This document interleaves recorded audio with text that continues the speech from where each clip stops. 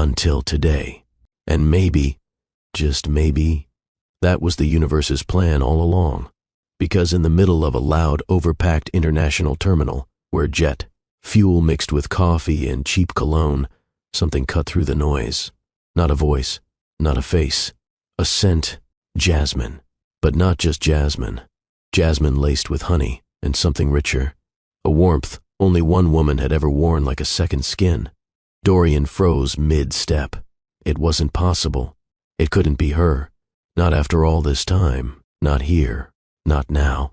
Welcome, my wonderful and beautiful family, to Love and Twilight, a place where hearts meet, stories breathe, and emotions find a home. Here, we believe that love is more than just a word. It's the rhythm of life, the whisper in the silence, and the spark that keeps the soul alive. Twilight, on the other hand, is that magical moment between day and night, where everything feels softer, calmer, and more meaningful. Together, love and twilight become the perfect blend of passion and peace, of dreams and reality, of stories worth telling and moments worth holding on to forever. On this channel, I, Dr. Phillips, invite you into a space where every word is crafted to touch your heart, every story designed to lift your spirit, and every moment created to remind you that you are not alone. Whether you are here for comfort, for inspiration, or simply for a little light, in the quiet hours of your day, you will always find a piece of yourself here. So if you're listening now, know this: you are more than a viewer, you are family. Your presence, your support, your love, it is what keeps this channel alive and growing. Stronger. I want you to stay connected, to comment, to share your voice, and to let this community be your safe place, your twilight of calm and love. And don't forget to like, subscribe, and join us here at Love and Twilight, where every sunset is a promise and every heartbeat tells a story. But his heart knew before his mind could catch up. His grip on his suitcase loosened. His breathing shifted. Because that scent, it wasn't just perfume. It was memory. And memories never really go away. We've all been there, haven't we? That one thing, a smell, a song, a fleeting shadow, brings everything flooding back, no matter how long it's been. Sometimes we don't need to see a face to know love is close. We feel it, in the ache between heartbeats, in the air that turns suddenly heavy with meaning. 3 years ago, Dorian lost her, lost them, lost the life they were supposed to build together on the sunlit hills of Florence. He boarded one plane. She boarded another. Promises turned into silence, plans into pain. She was the only woman who ever made him believe that home could be more than a building, that it could be a person. And now, he could feel her in the crowd, smell her, as if his soul had been waiting all this time just to collide again. He turned around, eyes scanning, breath shallow, and then, there she was, bent slightly, picking up a fallen toy from the tiled floor. Her hair longer than before, her sundress, soft cream, cinched at the waist, flowing around her legs like sunlight. But what caught his eyes wasn't the dress. It was what clung to her legs. 2 children, a boy and a girl. Twins. They couldn't have been more than 3 years old. The girl had Serafina's curls. The boy... Dorian's pulse thundered. The boy had his eyes. Dorian stood still, his world shrinking into that single frame. Serafina standing in a sea of strangers, 2 toddlers clinging to her, and that scent still wrapped around her like memory. She hadn't seen him. Not yet. She was too busy calming the children, brushing a curl from the little girl's face, whispering something to the boy, something only a mother would know how to say. But he couldn't move, couldn't breathe, because staring at that boy was like staring into a younger version of himself. Same silver gray eyes, same sharp chin, same small furrow when he was confused. It didn't make sense. It couldn't make sense. And yet, Dorian felt something primal stirring in his chest. Not just love, possibility, fear, hope. He blinked once, then stepped forward. He remembered Florence, the cobbled streets, the terrace apartment, her laughter echoing off stone walls, the ring burning in his pocket the day he'd planned to ask her to stay forever. But then his father's heart attack changed everything. He never boarded that flight. She never got his message. And now, the universe had forced their paths to cross again, not in Italy, not in a flower shop, but in an airport of all places. God, is this real? Are they mine? What do I say? What do I even do? How do you approach the woman you never stopped loving? Who might be holding the children you never knew existed? Serafina. His voice cracked like thunder under breath. She turned. Her green eyes, sea glass and storm, met his. Time folded. Dorian? She whispered. In that instant, nothing else mattered. Not the missed flights. Not the passing strangers. Not the years. Not the hurt. Just the scent. The twins. And the truth waiting between them. Dorian didn't blink. He couldn't. Serafina's face, those familiar features that haunted him in quiet hours, was right there. Older, yes. Softer around the edges. But just as stunning. Her lips parted, the way they always did when she was trying to hold back emotion. And her eyes, they flickered from shock to something guarded, something that said, not here, not now. But the twins were already watching him. The little boy, curious, tilted his head to the side the way Dorian used to when confused. The little girl clung to Serafina's hand, suspicious, but curious too. Dorian, Serafina said again, her voice nearly drowned by the crowd's background noise. I didn't expect. He began. I know, she said quickly. He stared at the children. Are they? Not here, she interrupted. Her voice was gentle, but firm. Not now, he nodded. He had no right to push, no right to demand answers from the woman he'd walked away from, even if unintentionally. I have a layover, she added, glancing toward her gate. 2 hours. His throat tightened. I've got 4. There was a pause. And then, lounge? She nodded slowly. If they'll let us in, I have access. Come with me. She hesitated, but the way her hand tightened around her daughter's shoulder told him everything he needed to know. She wasn't ready, but she couldn't walk away either. Soft lights, velvet seating, the hum of money and silence. Dorian sat across from her while the twins dozed off beside her on the couch, curled against her legs, their tiny bodies breathing in sync, a picture of innocence and routine she had clearly mastered alone.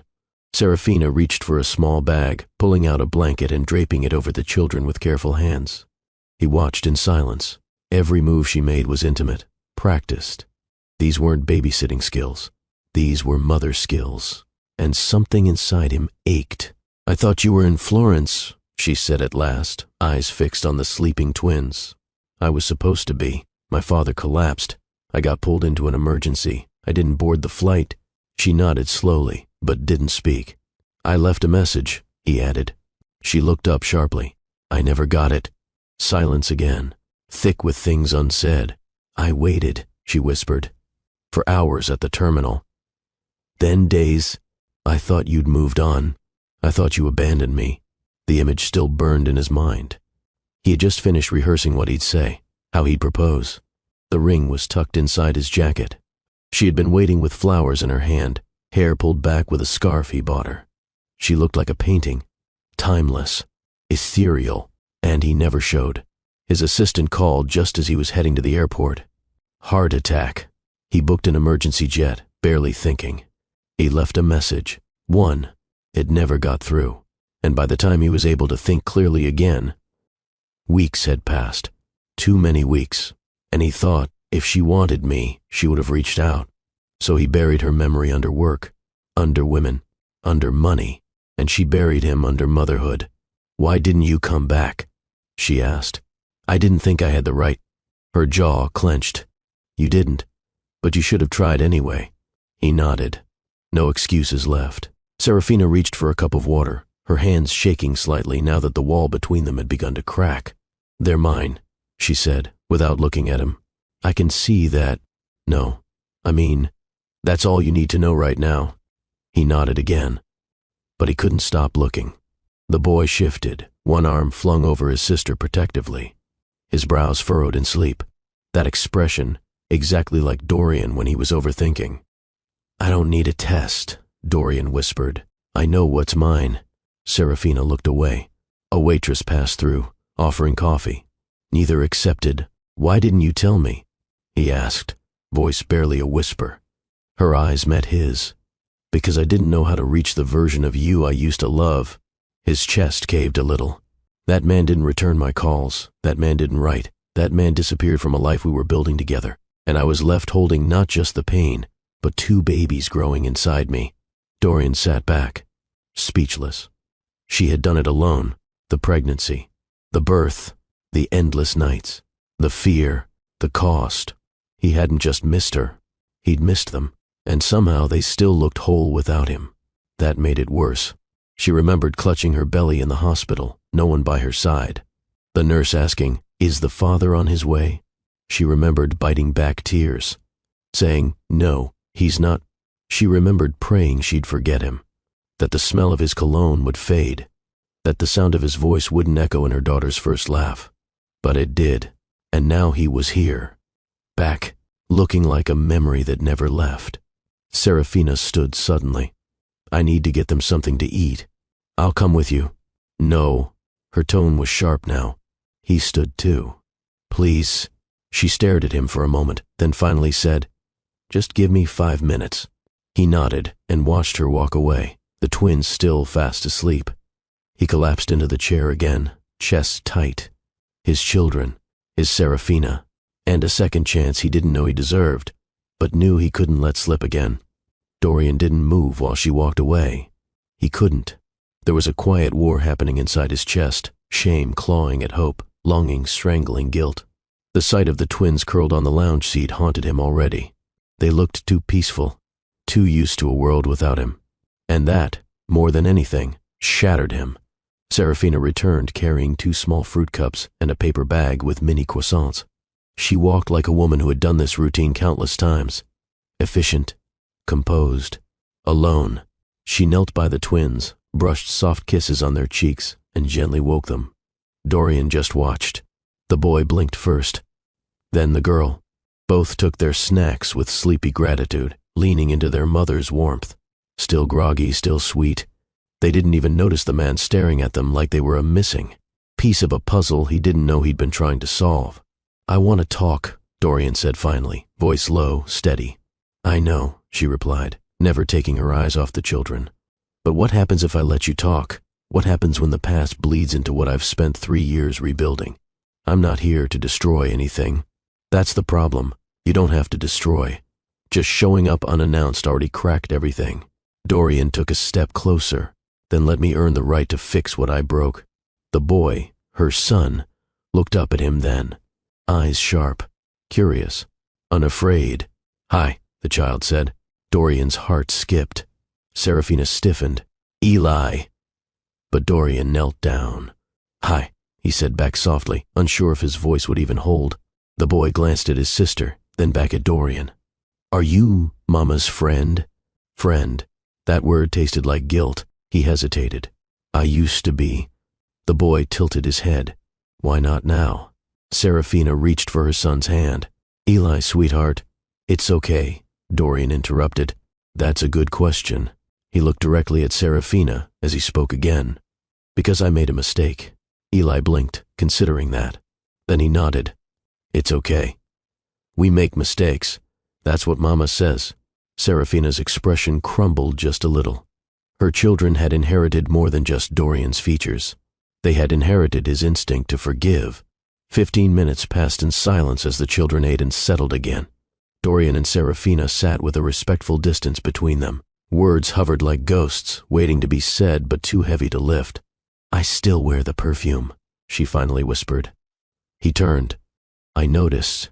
I stopped for a while," she continued. "It hurt too much. But one day my daughter picked it from my shelf and said, 'This smells like you, Mama. This smells like home.'" His throat tightened. "And I realized," she said slowly, "that I wasn't wearing it for you anymore. I was wearing it for me." He nodded. "I'm glad she knows what you smell like. I wish I had that memory." She flinched. Just slightly. "I'm staying at the Renaissance," he said quietly. "I leave tomorrow." She looked at him, surprised. "I want to talk, privately, with you. No pressure, just dinner, no expectations, no past, just tonight." Serafina exhaled deeply, staring at her fingers. "I can get the hotel's nanny service to stay with them. That's not the issue." "I know," he said. "I don't want this," she murmured. "You don't have to. Just come talk." Another long pause. Then, one dinner, nothing more. His voice dropped. That's more than I deserve. Later that evening, Dorian stood in his hotel suite adjusting the collar of his black shirt. The air was different, charged, unsure. He'd reserved a private dining alcove in the suite. Dim lighting, light music playing low. 2 wine glasses sat ready. No servers, no distractions. He wasn't preparing for seduction. He was preparing for a reckoning, and maybe, if fate was kind, the beginning of forgiveness. He poured the wine slowly, glancing at the clock. She was 5 minutes late. Then 10. Then a knock. He moved to the door, heart thudding. And there she stood, Serafina Lark, no makeup, a long, soft red dress, her hair slightly damp from the shower. She looked like a woman who was done pretending she wasn't exhausted, but also like a woman who still held fire in her bones. "You're here," he said. She nodded once, and stepped inside. Dorian had never been nervous around a woman. Boardroom titans, royal heiresses, even scandal-hungry journalists. He handled them all with the same signature calm. But this was Serafina, and those twins, and a truth he couldn't ignore, no matter how hard he tried to stay composed. Serafina stood just inside the doorway, arms loosely folded in front of her. She looked around, not speaking, absorbing the details. There was nothing grand about the space, but it was intimate. Too intimate. "Is this a date?" she asked softly. "No," she raised an eyebrow. "It's a chance," he corrected. "To understand, to talk, to stop guessing." She nodded.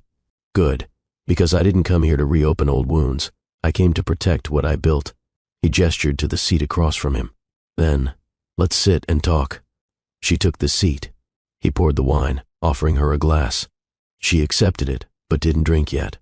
Her fingers traced the rim as though steadying herself. "I thought about this moment," Dorian admitted, 100 times, 100 different ways. And it never felt real until now. Serafina looked up at him. "It doesn't feel real to me either." He watched her, really watched her. She was no longer the girl who chased wildflowers and sunrises. She was a woman now, tired, tender, iron-spined, a woman who had raised 2 children on her own, a woman who had carried his legacy in her arms while he lived a life oblivious to it. He didn't deserve to speak, but he would anyway, because silence was what broke them in the first place. "I saw him," Dorian said after a pause. "Your son, Eli." Serafina tensed. She didn't speak. He looked at me, and I saw everything. "You can't know for sure," she said, barely above a whisper. "I don't need proof. I have a mirror." He leaned forward, voice steady. "When I was 3, I used to do this thing with my fingers when I got nervous, like I was counting things that weren't there." Her eyes widened slightly. "Eli did the same thing today." She closed her eyes, just for a second. "He has your stare," Dorian continued. "Your daughter has your laugh. But Eli, he's mine." Serafina gripped her wine glass tighter. "Do they know?" he asked gently. "No. They just know they have a mama who loves them enough for 2. His jaw tensed. "I wanted to hate you," she confessed. "When I found out I was pregnant, I was angry. So angry. I wanted to scream at you, at the universe, at every red light that stopped me from getting to a life I thought we'd have. I never would have left you knowingly.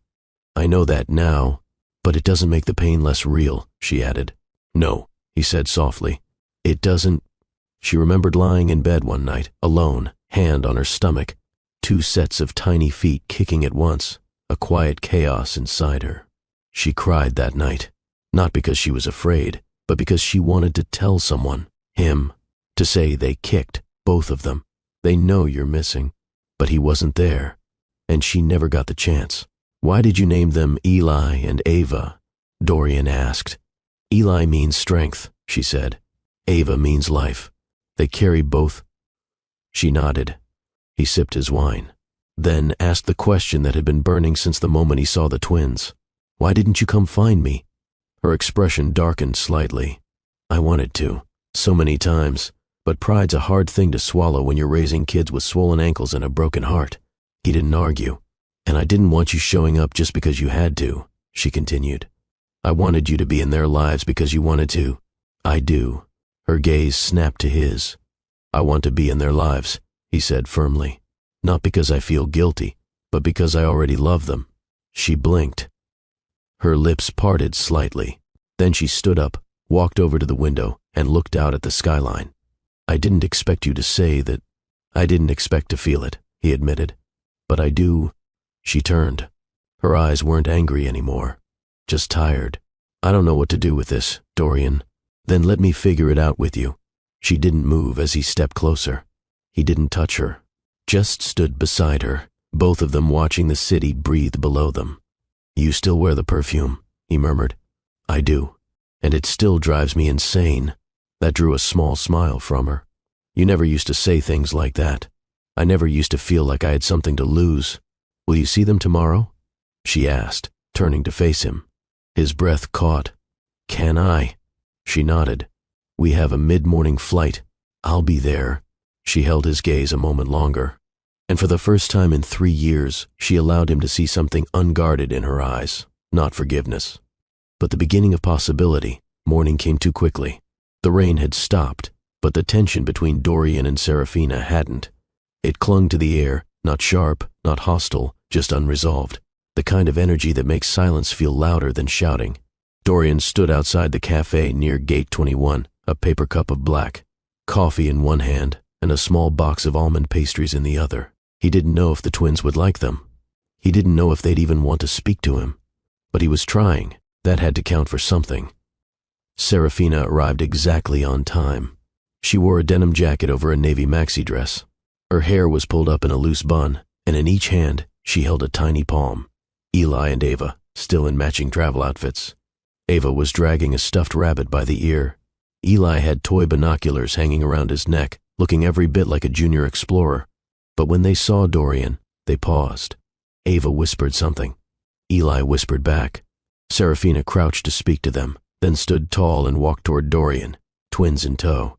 Hi again, Dorian said, crouching to their eye level. I brought breakfast. Ava tilted her head. Mama says sugar makes us loud. Dorian chuckled. Then I hope you're quiet until you eat them. Eli smirked. Are you Mama's boss? Serafina groaned softly. No, I'm her friend, Dorian cut in gently, looking up at Serafina before returning his gaze to the twins. I used to know your mom a long time ago. Before we were born? Ava asked. Yes. Eli leaned in with a squint. Did you love her? Dorian blinked. Serafina tensed. He looked the boy in the eye and said yes. And I still do. Neither child reacted like it was strange. In fact, Ava smiled. Then you can sit next to us. They found a corner booth. Dorian let Serafina sit between the children while he took the outside seat. He didn't speak much. He didn't try to seal the spotlight. He just watched. Serafina fed them, wiped their mouths, handed them napkins. She moved like a conductor of a quiet orchestra. One child needed juice, the other wanted extra syrup. She handled both without missing a beat. And Dorian? He sat in awe. This wasn't the woman he left behind in Florence. That woman was wild, unshaped. This woman was fire with control, a warrior of routine, a mother, and she was magnificent. He remembered the way she used to sleep tangled in bed sheets, mouth slightly open, hair fanned across his chest. The way she used to whisper dreams before dawn and laugh with her whole body when she woke. But those memories felt incomplete now. This version of Serafina was fuller, realer, because love wasn't the only thing that shaped her. Motherhood had too, and he'd missed it all. You're good with them, Serafina said when the twins went to a play area nearby. I've had a lot of catching up to do, he said. You didn't have to come. I did, he replied firmly. I told you. I want to know them. I want to know you again. She didn't speak. They're incredible, he added. Funny, observant. Eli's sharp. Ava's gentle but bold. Her lips curved slightly. That's what I call them. Steel and velvet. His heart clenched. Do they ask about their father? Serafina hesitated. Not really. Kids don't miss what they've never had, but they know something's missing. They just don't have a name for it yet. I want to be there when they do. She looked at him, guarded. Don't say things you can't uphold. I'm not going anywhere. Don't make promises if you're still figuring it out. I'm not. I've already made my decision. Ava returned to the table first, holding her rabbit. She tugged on Dorian's sleeve. If you're Mama's friend, you should come to the flower shop one day. She lets me help arrange pink roses. I'd love that, Dorian replied softly. Serafina didn't stop her daughter from saying it. And Dorian didn't miss the fact that she didn't. Flight announcements began to echo through the terminal. Their flight was boarding soon. Serafina gathered the children, adjusted their small backpacks, and turned to face Dorian. This was good, she said. He nodded. Can I call? She hesitated. Please, he added. Let me show you, I meant every word last night. She studied his face, then handed him a small white card from her wallet. It had her number, and the flower shop's name. Don't waste it, she said, and then she walked away, hand in hand with the twins. But before Ava turned the corner, she waved at him, and Dorian knew this wasn't over. It was only beginning. Dorian sat in the terminal long after their flight had departed. The paper coffee cup had gone cold. The crowd had changed. Time moved, but his body didn't. He held the small card Serafina gave him, flower shop name, her number handwritten in a corner. The ink smudged slightly from where his fingers gripped it too tight. He'd been given a chance, but it came with a mirror, one that showed him a man who'd missed every milestone that mattered. The phone rang twice before she picked up. Dorian. He swallowed. I wasn't sure you'd answer. I almost didn't. A beat of silence. I just wanted to say thank you for letting me sit with them, for trusting me even a little. I didn't do it for you, she replied evenly. I did it for them. Children deserve to see kindness between grown-ups, even the ones with messy history. He nodded, even though she couldn't see him.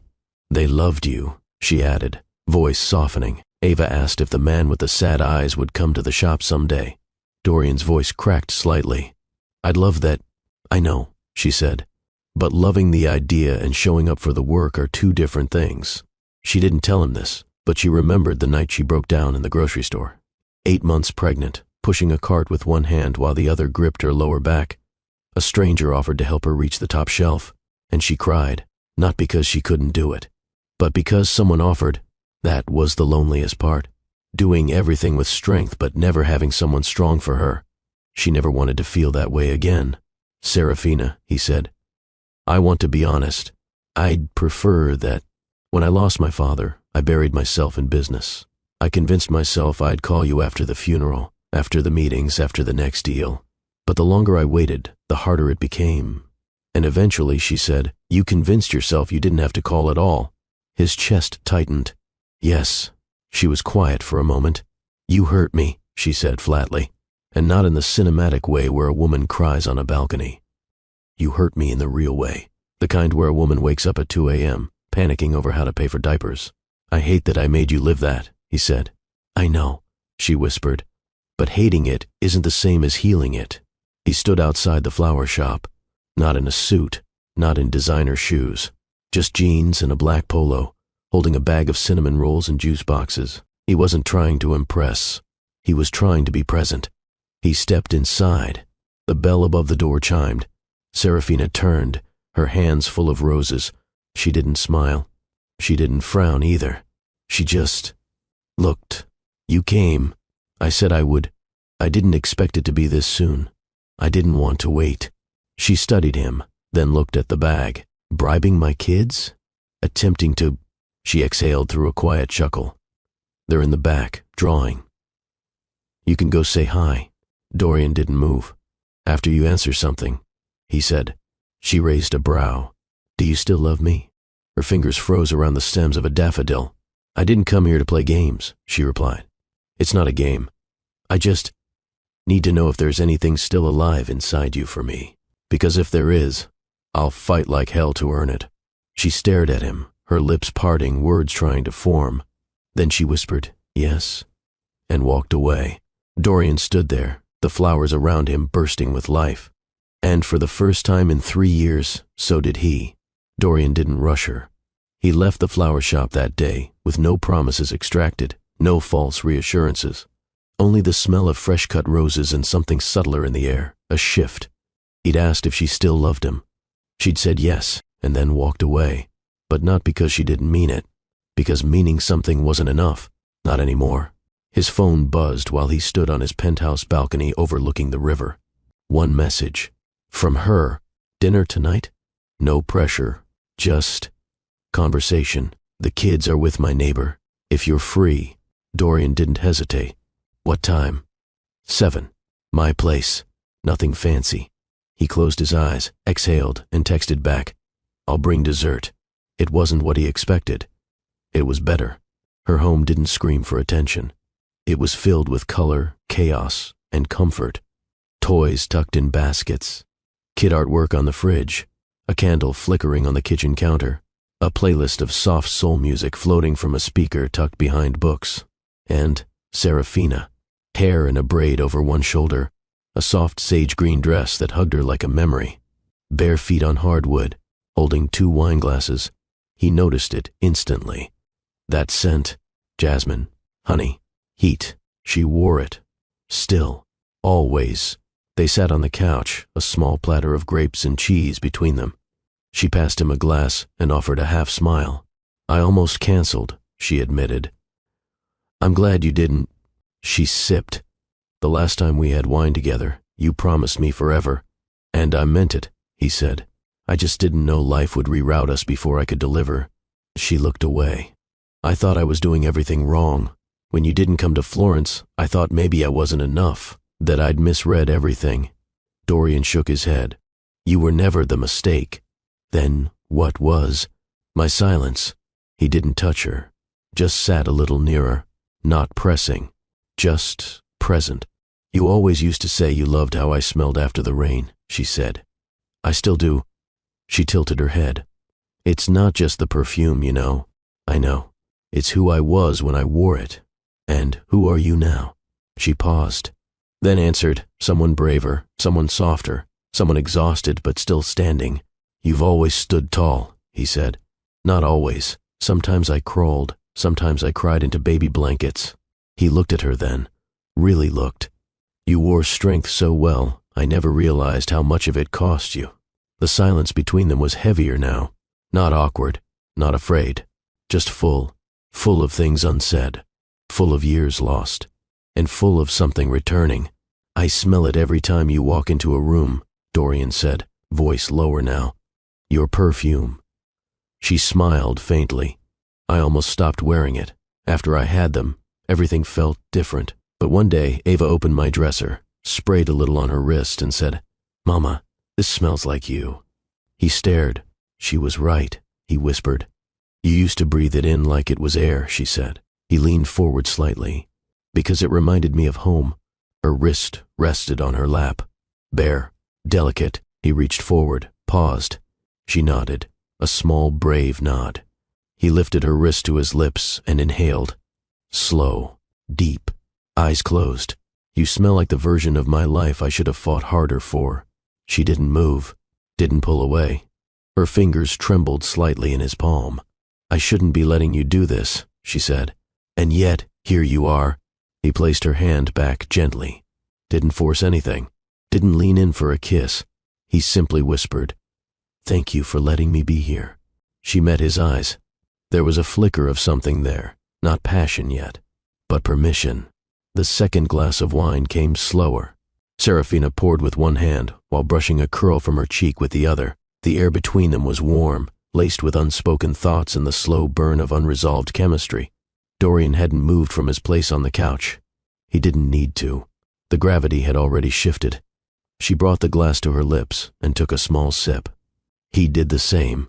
Neither spoke for a moment, not because there was nothing to say, but because everything they needed to say carried weight. You didn't kiss me, Serafina said after a while, eyes fixed on the glass. I wanted to, Dorian replied truthfully. So why didn't you? Because if I kissed you tonight, it wouldn't be because of wine or timing. It would be because I meant it. And I didn't want you wondering if it was real. She looked at him now. Really looked. You've changed, she whispered. Not enough, he said. But I'm working on it. She nodded, her expression unreadable. I used to think change was a switch, she said. You flip it, and suddenly you're someone better. But I learned it's more like water. He raised a brow. How so?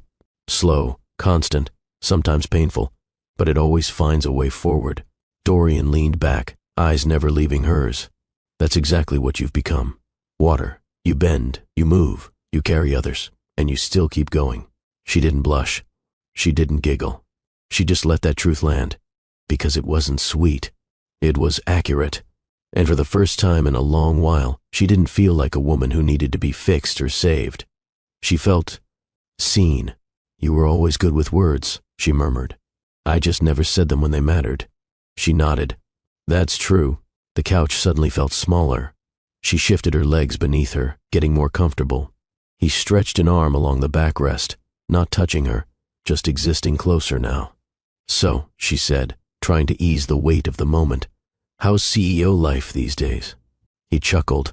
"Less glamorous than it looks. More meetings, more fires, more people who think they know better. Still traveling the world?" "Not as much anymore," he admitted. "Turns out money doesn't replace meaning." She tilted her head. "And what holds meaning now?" He turned toward her fully. "You, them, the time I lost, and the time I refused to lose again." Her breath hitched, just slightly. "I used to wait for you to call," she said quietly. "Even after the pregnancy. Even after I decided I wouldn't chase you." He looked down, ashamed. "I'd stare at my phone," she continued, "telling myself I wouldn't answer even if you did. But that was a lie. I called once," he confessed. "Blocked number. I was in Singapore. I let it ring 3 times and hung up." She blinked. "I didn't know what I'd say," he said. "I didn't know if you'd hang up, or scream, or be silent." "I would have answered," she said. "But I probably would have cried. I wish I had let it ring once more." They sat there, holding on to memories like fragile glass. Not pushing forward, but not pulling back either. Her eyes searched his face. "Do you miss me?" "Every single day," he said. "But what I miss more is the version of me you used to believe in." She swallowed hard. "I don't want to start something I'll regret," she whispered. "Then don't start it," he said softly. "Just let it rise on its own." She looked at him, eyes flickering between fear and temptation. Then she stood. He stood too. For a moment, their bodies were inches apart. Her voice trembled. "You're not staying the night. I wasn't planning to." "Good," she said, lips nearly touching his. "Because when I do stay," he murmured, "I won't leave again." She stepped back, exhaling sharply. "I'll walk you out." "No need," he said, grabbing his coat. "I know the way." But just before he opened the door, he looked back. "You still smell like home." She didn't respond, but she didn't close the door either. She just watched him leave. And when she finally closed it, she leaned against it, heart thudding, because something had changed tonight. The wine had simply let it rise.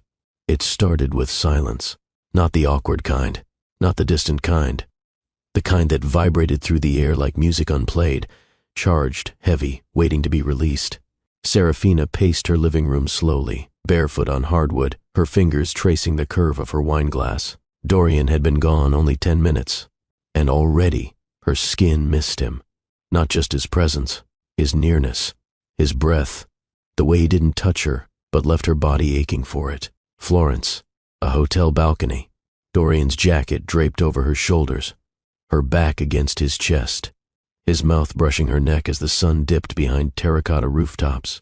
"I could stand like this forever," she had whispered. And he said, "Then let's never move." They moved. They broke. But her body never forgot. Her phone buzzed. "Dorian, I know I said I wouldn't stay, but I can't sleep. And I can't stop thinking about your eyes." She stared at the message for a full minute, then responded, "Serafina, doors unlocked." The knock came anyway, soft, careful, almost reverent. She opened the door. He stood there in a black hoodie, the rain beginning to fall behind him. His hair was damp, but his gaze burned. He didn't speak. Neither did she. She just stepped back, and he stepped in. It happened as naturally as breath. She turned to lock the door, and when she turned back, he was already close. "Say stop," he whispered. She didn't. He cupped her cheek. She leaned in, and when their lips finally met, it wasn't rushed. It wasn't rehearsed. It was the kind of kiss that only exists between two people who have tasted regret, and now something far sweeter. Her hand slid into his hoodie, pulling him closer. He groaned softly, deep in his chest, like a sound dragged from years of missing her. She gasped as his mouth found hers again, firmer this time. "I haven't kissed anyone since you," she murmured. I don't want to kiss anyone but you." They moved through her apartment like magnets, stumbling into shadows, pressing into corners. His hands traced the line of her waist, her hips, the small of her back. Her fingers found the hem of his hoodie and pushed it upward. He pulled it off in one motion, revealing a body more sculpted than she remembered. But she didn't pause to admire. She kissed across his collarbone, slowly, tasting the years. And he let her. She led him by the hand, silent. The bedroom was dim, moonlight spilling across the bed. He hesitated at the threshold. "I'm not here to erase the years," he said.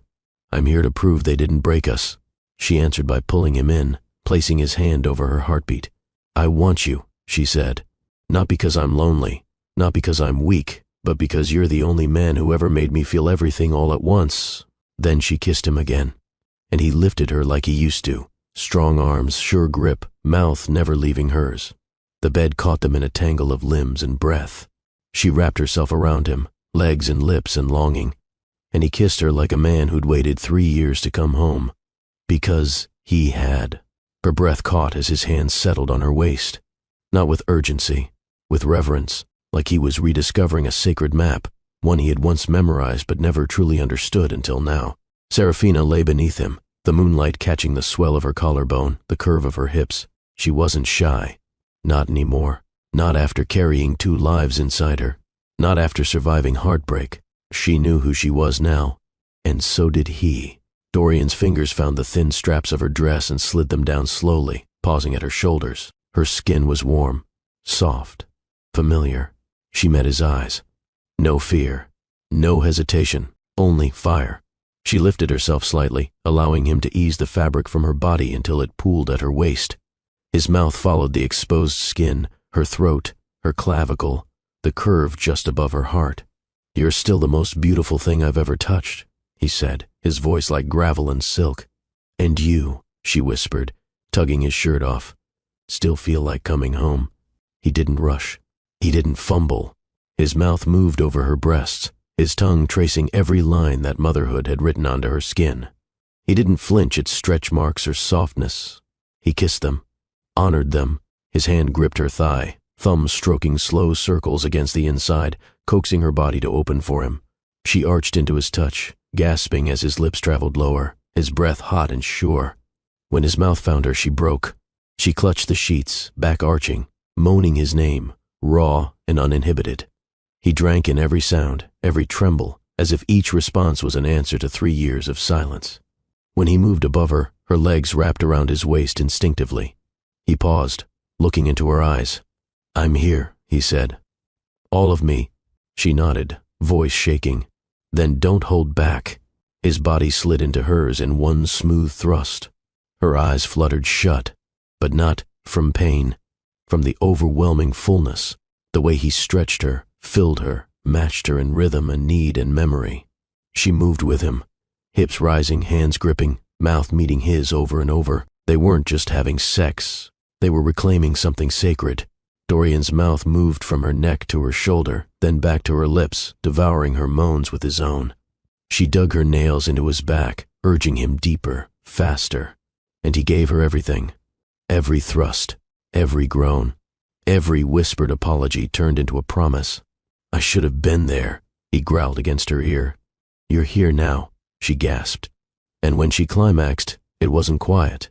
It wasn't soft. It was a cry, unfiltered, fierce, his name spilling from her lips like a truth she could no longer hide. He followed, his release tearing through him, his body collapsing into hers, chests heaving, foreheads pressed together. Neither spoke right away. His hand stroked her side. Her leg curled over his hip. Their sweat mingled. So did their breath. But it wasn't lust that lingered. It was belonging. "I missed everything," he said, voice ragged. "The birth, their first steps, your worst days." Her fingers moved through his hair. "And now you're here for what matters next." He nodded. "If you let me stay." She met his gaze. "I already did." Morning didn't arrive gently. It slipped through the blinds in slanted beams, painting lines of gold across the bed. Dorian woke first. Serafina was curled into his chest, one hand resting just below his collarbone, her breath warm against his skin. Her legs still draped over his, anchoring them in a closeness that felt natural, inevitable. He didn't move, not out of fear of waking her, but because he couldn't believe this was real, that she was in his arms again, that her scent still clung to the sheets, that for the first time in years, he wasn't waking up in some luxury hotel room alone, chasing schedules and shareholders. He was waking up to her. Serafina stirred slightly, her nose brushing his jaw. Her eyes remained closed, but a soft, satisfied hum escaped her lips. The sound of a woman who had for once slept without defense. His fingers gently traced the line of her spine, slow and thoughtful. She finally opened her eyes. "You're still here," she whispered. "I meant it when I said I wasn't leaving." A quiet pause passed between them. "Then I forgot how warm you sleep," she murmured, her voice scratchy from rest. "And I forgot how loud the world feels when you're not next to me." Serafina sat up, pulling the sheet around her as she leaned against the headboard. Her hair was a tousled halo, and the morning light made her look impossibly soft. Dorian followed, resting on his elbow. "What happens now?" she asked. "I don't know the perfect plan," he said honestly, "but I know what I want, which is to stop being a memory in your life." She met his gaze. "I need more than words, Dorian. You'll have them, but more importantly, you'll have action. You want to know something?" he said quietly. She nodded. "I used to dream about your laugh, but in my dreams I could never hear it clearly. I remembered the movement, the way your nose crinkled, the way you'd throw your head back, but the sound, it was gone." Her eyes softened. "But last night, when you laughed over wine," he continued, "that was the first time in 3 years I heard it again, clearly." Serafina's throat tightened. "I've been a ghost in my own life," he said. "I thought success would drown out regret. But regret has a way of clinging to you in silence." She reached over and touched his face. "You're not a ghost anymore." Steam curled in the air. She stood beneath the warm stream while his hands moved over her back, slow and soapy. It wasn't about lust this time, though that pulsed beneath the surface. It was about closeness, reconnection. His lips pressed between her shoulder blades. She leaned back into him, letting the water wash away more than just sweat and sleep, letting it wash away the ache. They sat at her small table, both wrapped in towels, sipping coffee while sunlight poured in. It was domestic, intimate, strangely effortless. "You really want to do this?" she asked. "Be with you?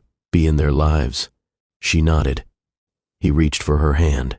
"I want to do it all. School pickups, grocery runs, late-night fevers, flower shop deliveries, anything that has you and them in it." She smiled then. Not a polite curve, not a guarded twitch. A real smile. Warm, relieved, hopeful. She stood and walked to the fridge, pulling out a juice box. "Then you'll need to learn how to open these without stabbing yourself," she said, tossing it to him. He caught it and laughed. "I've handled board mergers and federal audits." She raised a brow. "Then prove it." He struggled with the straw. She laughed harder. And for the first time since Florence, the sound echoed in a home they now shared. The laughter faded, but something remained.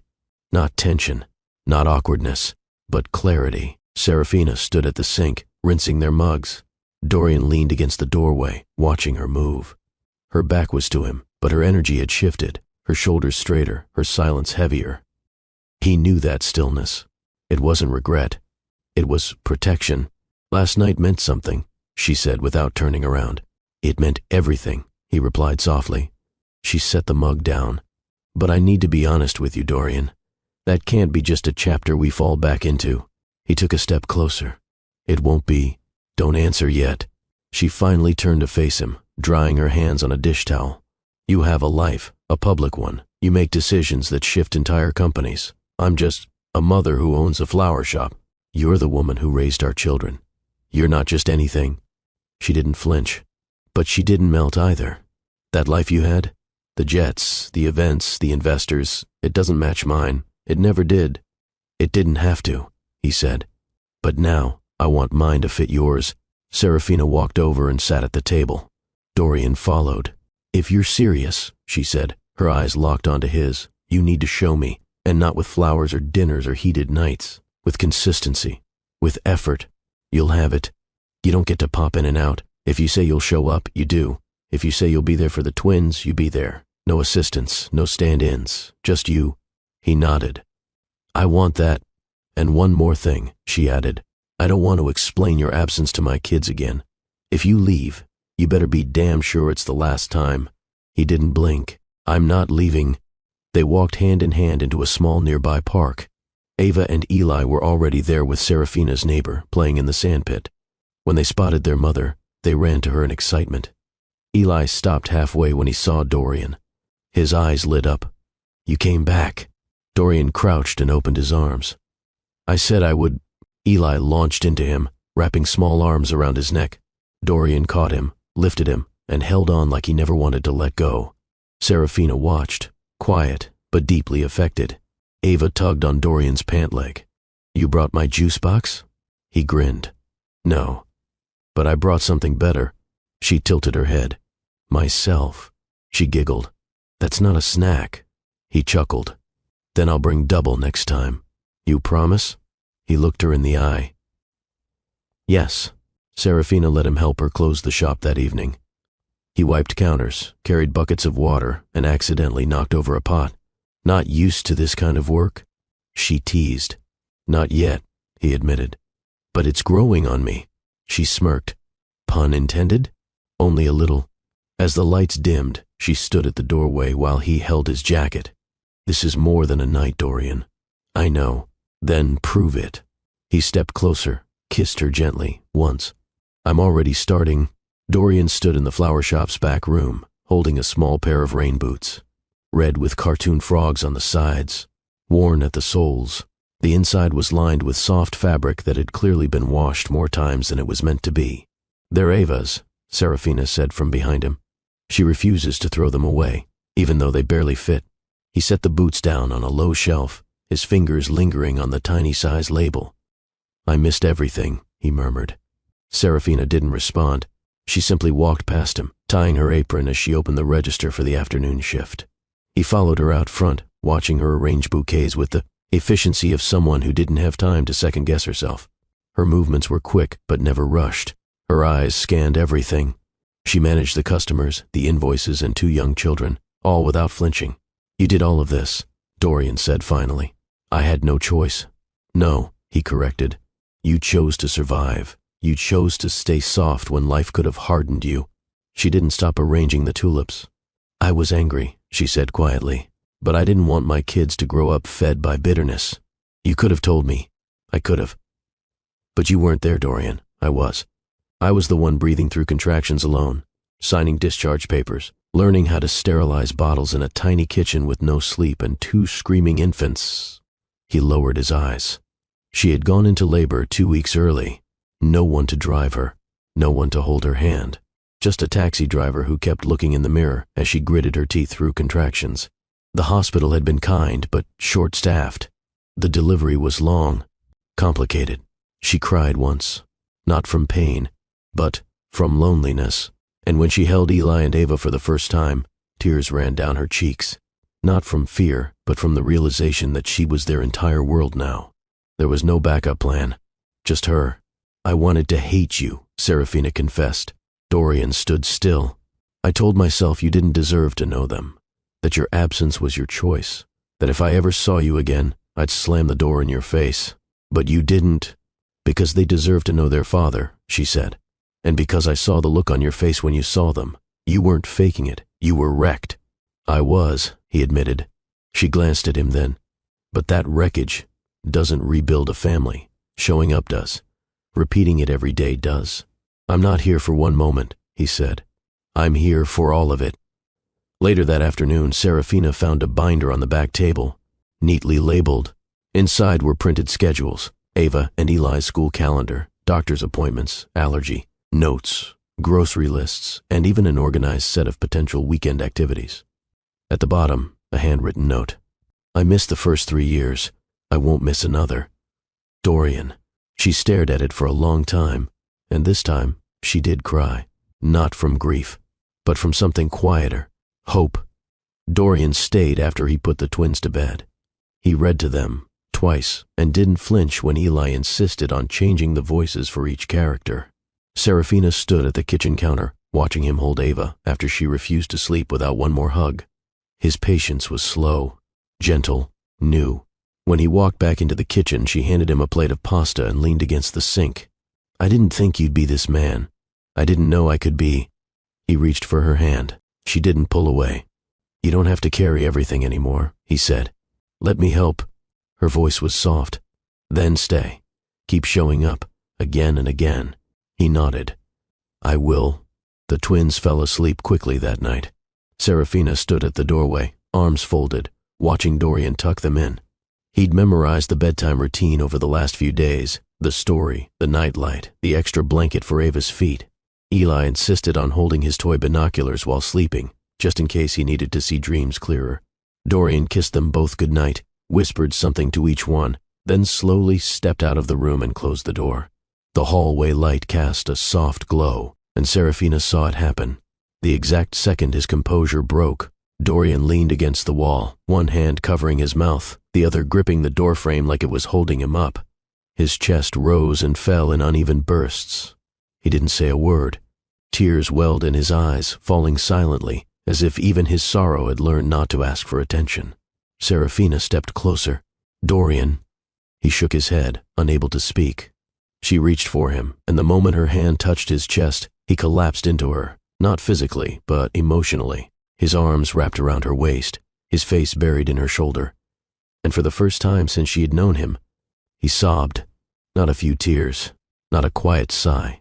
A full, shuddering release of years of missed birthdays, first steps, sleepless nights, and choices he could never take back. Serafina didn't say it's okay, because it wasn't. Instead, she held him, let him tremble, let him cry. And when he finally pulled back, eyes red, she cupped his jaw with both hands and whispered, "Feel it, all of it. But don't stay stuck there. The only thing that matters now is what you do from this moment forward." He nodded, still fighting to breathe normally. "I missed their first words," he choked. "You'll hear 1,000 more. I didn't know how to change a diaper. Now you'll teach Eli how to tie a tie. You'll walk Ava into her first school recital. You'll be there for the things that matter next." That night, after Serafina fell asleep, Dorian sat alone in the living room, scrolling through his phone, not checking emails, not reviewing reports, just staring at a photo Serafina had taken of him and the twins in the park earlier that week. Ava on his shoulders, Eli tugging his hand, both of them mid-laugh. "Hello, my wonderful and beautiful family. This is Dr. Phillips. If you're still here with me, drop a comment saying, 'I am with Dr. Phillips.' And don't forget to like this video and subscribe to our channel, Love and Twilight. Your love and support keep us growing stronger every single day." And suddenly he remembered being their age. He remembered having a father who never looked up from the stock ticker, who missed soccer games, who once said, "I feed you, I house you. What more do you want?" Dorian had sworn he'd never be like him, but in chasing a legacy, he'd almost replicated it. He made breakfast before Serafina woke up.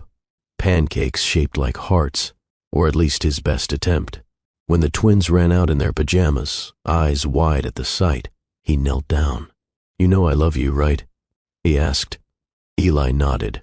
"You brought syrup," Ava added, "and you made the shape weird. That means it's real." He laughed, choking on the emotion again. "Yeah," he whispered. "It's real." After the kids settled with cartoons, Dorian poured coffee for Serafina. She accepted it with a quiet "thank you." "I broke down last night," he admitted. "I know. I didn't want to. Not in front of them." She shook her head. "Let them see.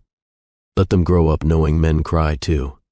That love isn't measured by perfect posture or power. It's measured by presence."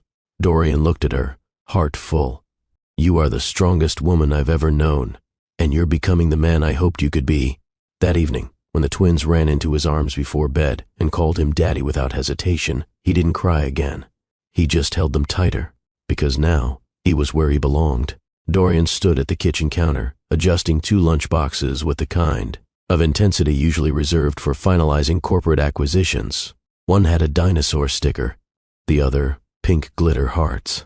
He'd spent 20 minutes making peanut butter and jelly sandwiches, carefully cutting the crusts just the way Ava liked, and diagonally for Eli, because triangles taste better. Serafina watched from the doorway, arms folded, mouth curved, not in amusement, in surprise. He wasn't trying to impress her. He was simply showing up, When Eli ran into the room holding his left sneaker in one hand and a cereal bar in the other, Dorian knelt down. "Wrong foot, buddy." "No, it's not." Eli insisted, trying to force the shoe on anyway. Dorian held out his hand. "Want to bet?" Eli narrowed his eyes, then sighed dramatically and switched shoes. Ava walked in next, dragging her backpack, hair wild with bedhead. "I look like a porcupine," she groaned. Serafina moved forward, brush in hand, but Dorian intercepted. "Let me." Serafina blinked. He sat Ava on a stool, gently smoothing out the tangles. She watched him through the mirror, eyes round with wonder. "No one but Mama does my hair." "Then I'm honored," he whispered. Later, after school drop-off and a quick stop at the flower shop, Serafina and Dorian sat on a park bench, coffee in hand. "3 months ago," he said, "I didn't even know they existed. And now—" He trailed off, struggling to find words. Serafina waited.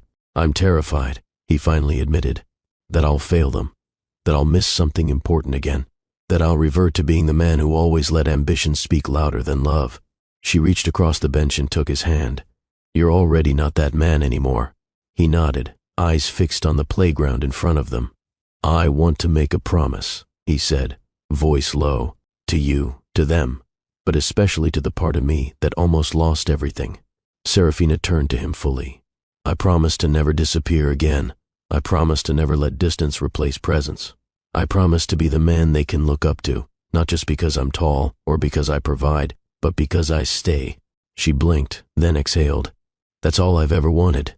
He gave her a soft smile. "Then it's all I'll ever give." Dorian returned that afternoon with 2 tiny flower aprons for the twins, custom made, their names stitched in colorful thread. "Let them feel like they belong here," he said. "With you, with me, with what we're building." Serafina held the aprons in her hands and felt a lump rise in her throat, not from sadness, from healing. That evening, when the twins saw their new aprons, Ava spun in circles and declared herself petal queen.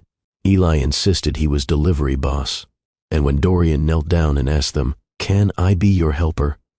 Ava put her tiny hand on his head. "You can be flower daddy." He laughed. "I accept the title." Serafina stood behind them, arms wrapped around herself, not to protect her heart, but to hold it still, because it was beating in rhythm with something it hadn't known in years: safety, stability, family.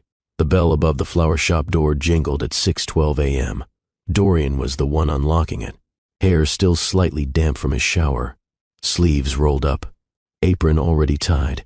Serafina watched from behind the counter, coffee mug in hand, her expression unreadable. "You didn't need to be here this early," she said. "I wanted to see how your day really starts."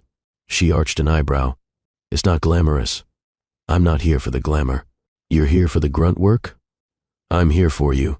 By 6:45 a.m. he was wrist-deep in cold water, stripping leaves from thorny stems and sorting roses by color. By 7:30, the first delivery driver arrived. Dorian lifted crates into the back of the van while Serafina signed forms. By 8:10, a regular walked in, asking for the usual arrangement for my wife. "She likes calla lilies, right?" Dorian asked without being prompted. The man blinked. "Yeah, she does." Serafina smirked behind the register. By mid-morning, the shop was full. 2 walk-ins, a corporate order for 20 centerpieces, and a bride-to-be who was second-guessing her entire color scheme. Serafina didn't flinch. She multitasked effortlessly, coaching her assistant, prepping bouquets, answering customer questions with a warmth that felt earned, not performed. Dorian tried to keep up, sweeping, arranging, lifting, fetching, but by noon, his feet ached and his shirt was damp with sweat. He leaned against the back wall and let out a breath. She walked by, handed him a bottle of water. "Told you." He took a sip. "You do this every day?" She nodded. "Every day. No boardroom, no assistants. Just me, my kids, and these flowers." He watched her laugh with an elderly customer who came in for a single daisy for a woman I haven't told I love yet. He saw her crouch beside a little girl who wanted a pink tulip because it looked like her mama's lipstick. And in every exchange he saw a version of Serafina he'd never known, not because she had changed, but because he hadn't been paying close enough attention before. He wasn't falling in love with her again. He was seeing her clearly for the first time. Later, during a lull, they sat on overturned crates in the back room. She took off her apron and stretched. "Exhausted?" she asked. "Inspired," he said. She turned to him, skeptical. "Really? I've closed billion-dollar deals with less grace than you used to handle a customer asking for carnations at wholesale price." She laughed. "I've had years of practice." He leaned in slightly. "Teach me. You're not a florist." "No," he said, "but I want to learn how to be your partner." She went still. "Not just the father to our children," he continued. "Not just the guy who shows up for bedtime stories. I want to stand next to you here too. This is your world, and I want in." The next morning she handed him the delivery manifest and said, "You're riding with Aaron today." He looked up. "The delivery guy?" "Yep." "He's going to treat you like a trainee. Don't expect special treatment." He grinned. "I wouldn't want it. And if you screw it up, I'll try again tomorrow." She smirked. "Then we'll see if you last the week." As he walked out with the first batch of floral crates in hand, Serafina watched from the window. He was trying, not with grand gestures, but with effort, and that, more than anything, was starting to feel like love that could last. Dorian stood in the kitchen with pancake batter on his shirt and a missing sock in one hand. "Eli," he called down the hallway, "why is there a frog in your backpack?" The boy's voice rang back without pause. "He's my sidekick." "And my shoe?" Dorian added. Ava answered from the couch. "He was using it as a cave." Dorian exhaled, checked the pan on the stove, and glanced at the clock. They were already 15 minutes behind schedule. Serafina had left early for a supplier run. One of her delivery trucks had broken down. She kissed the twins goodbye, kissed Dorian too, and said, "It's your turn this morning." Easy, he thought. Now, not so much. Eli was shirtless, Ava's hair was a tangled mess, and the dog from next door had somehow ended up inside chasing a tennis ball under the table. Dorian picked up the frog, gently, and returned him to the backyard. Then he tied Ava's shoes, bribed Eli with apple slices to put his shirt on, and figured out how to braid hair using a YouTube tutorial with one headphone in. Ava refused syrup. Eli insisted on mixing ketchup with his eggs. Dorian didn't argue. He just made sure their bags were packed, teeth brushed, and snacks double-checked. When they were finally at the front door, ready to leave, he crouched down and looked at them both. "Did I survive this?" Eli tilted his head. "You didn't yell once?" Ava nodded. "Mama says patience is a superpower." Dorian smiled. "Then I guess I'm getting stronger." He walked them into their classroom, holding one tiny hand in each of his. Other parents glanced his way, a few offering polite smiles. One mother leaned over and whispered, "You're new." Dorian nodded. "Just joined the team." She grinned. "Good luck. Kindergarten's like running a company with no logic." He chuckled. "Then I might just be qualified." When the twins settled at their desks, Ava waved. "Bye, Flower Daddy." Dorian froze. His eyes watered. He waved back. "Bye, Petal Queen." When he returned, Serafina stood at the counter, a clipboard in one hand, an order form in the other. He walked straight to her, kissed her cheek, and said, "I don't know how you've done it this long, but I'm in awe." She looked up. "Did they brush their teeth?" "Yes." "Matching socks?" "No." She laughed. "Then you're already doing better than most." He leaned in closer. "And I didn't yell once." She grinned. "That's what matters." After the twins fell asleep that night, Dorian sat on the couch, shoes off, nursing a sore back and a warm mug of tea. Serafina curled up beside him. "Tough day?" she asked. "Brilliant," he whispered. "Exhausting, humbling, but brilliant." He looked over at her, serious now. "I never knew what being a father felt like. You know now. I thought it was about provision, protection, discipline. And now?" He paused. "It's about showing up, in small moments, in scraped knees, in burnt pancakes, in holding a hand and saying you're not alone." She nodded, tears shining in her eyes. "They're lucky," she whispered. "No," he said, pressing his forehead to hers. "I'm the lucky one." The shop lights were dimmed. The twins were already asleep in the apartment upstairs. The day's final bouquet had been wrapped and handed off to a grateful customer celebrating his wife's remission. The world had quieted, but Serafina hadn't. She sat on the back stoop behind the shop, arms around her knees, staring out into the alley behind the building. The scent of soil and fading roses lingered. Dorian stepped outside, 2 mugs in hand. Chamomile, he offered. She took it, sipped once. You're learning. I'm paying attention. That's the difference, she said, almost too quietly. You're not performing. He sat beside her, the wooden steps creaking under his weight. She didn't lean into him, didn't touch him, but she didn't move away either. There's something I need to say, she began. I'm listening. She set the mug down, folding her hands in her lap like she needed them to be still to keep her voice steady. I've gotten used to things breaking. He looked at her, silent. Appliances, promises, people. Serafina. I need to say this, she interrupted, voice firmer now. Because it lives in the back of my mind, even when you're holding me, even when you're with the kids, even when you show up at 6 a.m. and wash buckets without complaining. He didn't speak. She stared ahead. If you leave again, she said, I won't survive it. I'm not talking about physical survival, she added. I'll breathe. I'll wake up. I'll get the kids dressed. But something in me will shut down. For good. He swallowed hard. I built everything back from scratch. My trust, my stability, my belief in love. I did it with glue and grit and ugly nights of crying into my pillow while feeding twins on no sleep. She turned to face him finally.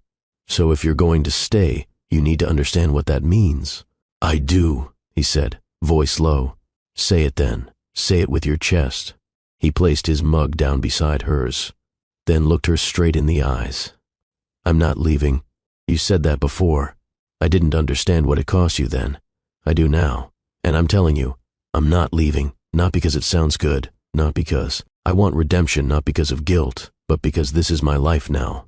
He gestured toward the closed shop, the upstairs apartment, the silence around them. You, Ava, Eli, the noise, the chaos, the ordinary. I want this. She stared, unblinking. I've traded in boardroom victories for bedtime battles, and I've never felt more alive. I'm not perfect, Serafina, but I'm planted. She inhaled slowly, voice cracking just enough to betray her calm. Then promise me something, anything. If I fall again, if I doubt, if I panic, if I push you away, don't walk. Wait. Wait for me to come back. He reached over, his hand finding hers. I won't walk. I'll wait. And if you need time, space, even distance to figure it out, I'll hold my ground until you're ready. She squeezed his hand. Hard. A breeze passed. She leaned her head against his shoulder. Quiet. Still. You can sleep here tonight, she said. Because you believe me? No, she murmured. Because I want to believe again. It started with a knock on the shop door. Dorian was in the back, restocking vases. Serafina was helping Ava with her drawing at the register. Eli was under the counter building an imaginary fort from empty flower boxes. The knock came again, 3 short taps, precise, deliberate. Serafina turned. The woman on the other side of the glass wore a navy pantsuit, hair slicked, back in a high ponytail, heels sharp enough to cut the sidewalk. She didn't fidget. She didn't smile. And Serafina didn't need an introduction. She already knew. Hi, the woman said coolly when Serafina opened the door. I'm looking for Dorian. Serafina's hand tightened on the doorframe. He's busy. Can you tell him Natalie's here? Serafina didn't blink. You're Natalie? I take it he's mentioned me. Once, in passing. The way someone mentions a lesson they'd rather forget. Natalie's smile flickered. I'll wait. You won't be waiting here. At that moment, Dorian stepped out from the back, stopping dead when he saw her. Serafina didn't look at him. She walked past him, quietly saying, Take care of it.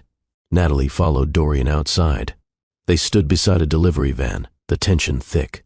I didn't come to make a scene, she said. Then what did you come for? Dorian asked. You dropped everything, the expansion project, the Milan merger. The board thinks you've lost it. I don't care what they think. She stepped closer. But I do. Because I thought we were building something. We weren't. Her expression faltered. You were a distraction, he said calmly. A safe place to hide while I pretended my heart wasn't still with the woman I left behind. That woman had kids. And they're mine. Natalie swallowed. So that's it? You're just walking away? No, he said. I'm finally walking toward something real. Serafina didn't eavesdrop. She didn't watch from the window. She swept the floor, tied a bouquet, checked Ava's spelling. but her hands moved too fast, and her chest too tight. Dorian came back in, face serious. I told her to leave, he said. I know. She won't come back. She might. He paused. Serafina finally looked up. You were building a life with her, she said. Even if it wasn't love, it was comfort. It was noise, he replied. White noise I used to drown out regret. And now? Now I want quiet moments that matter. With you, with them. Do you know how many women I've compared myself to? Serafina asked suddenly. How many times I've looked in the mirror wondering if I was too soft, too loud, too emotional, too much. You were always exactly enough. You say that now. But you wore heels and ambition. I wore milk stains and fatigue. Dorian stepped forward. You wore motherhood and resilience. She didn't leave you. She never had me. He pulled something from his pocket, a velvet ring box. Not to propose, to explain. He opened it, revealing the old engagement ring. The one he never gave her. The one he kept. I carried this for 3 years. She stared. I never gave it to Natalie, or anyone else, because deep down, I knew this ring belonged to you, and it always would. Tears welled in her eyes, but she didn't cry. She took the box, closed it, and said, Then earn the right to put it on my finger. That night, he tucked the twins into bed, while Serafina sat on the porch, the ring box in her lap. Not as a promise, not as a prize, but as proof that some chapters don't have to end in silence. They can be rewritten with truth. The rain started around 3 a.m., not a storm. Just a steady rhythm against the windows, the kind that made the world feel smaller, quieter. Serafina was already awake. She stood at the kitchen window in her robe, a mug of tea cooling in her hands. Dorian lay asleep on the couch, one arm dangling off the side, a picture book still open on his chest from reading to the twins. It was peaceful, and yet, she couldn't stop thinking about the woman who showed up yesterday, the perfectly pressed suit, the calm confidence, the past Dorian never spoke about until it walked through the front door. She wasn't jealous. Not exactly. She was just aware that for all Dorian's effort, there was still a voice inside her that asked, would he love me if I didn't have his children? If I didn't build a business from scratch? If I wasn't convenient, steady, safe? Was she a choice now? Or a correction? Dorian woke to the smell of toast and the twins chasing each other around the table. He smiled, stretched, sat up. You slept like a log, Serafina said, her tone light but distant. He caught it. You okay? She looked at him for a moment before replying. We need to talk.